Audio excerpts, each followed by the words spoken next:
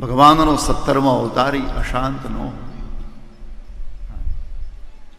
પ્રજ્વાલિતો જ્ઞાનમય, સંસારને જ્ઞાનમય રીતે પ્રકાશિત કરવા માટે જેણે મહાભારતનું પહેલું નામ જય છે. જય મુદીરી પ્રજ્વાલિતો જ્ઞાનમય.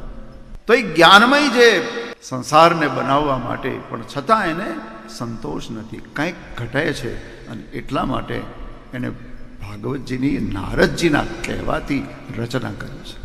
આ ભાગવત શું કામ કહેવાય? બોલે એટલા માટે ભગવતા પ્રોક્તમ ઇતિ ભાગવતમ. આમાં સ્વયં ભગવાન બોલ્યા છે. અને ઈશ્વરની આ પરંપરા, ભગવાન નારાયણે આ ભાગવત બ્રહ્માજીને આપ્યું છે, બ્રહ્માજી આ ભાગવત સનતકુમારોને આપ્યું છે, સનતકુમારોએ નારદજીને આપ્યું છે, નારદજીએ ભગવાન વેદવ્યાસને આપ્યું છે, અને વેદવ્યાસે પોતાના પુત્ર શુકદેવજીને આપ્યું છે, અને શુકદેવજી આ ભાગવત રાજા પરીક્ષિતને આપ્યું છે.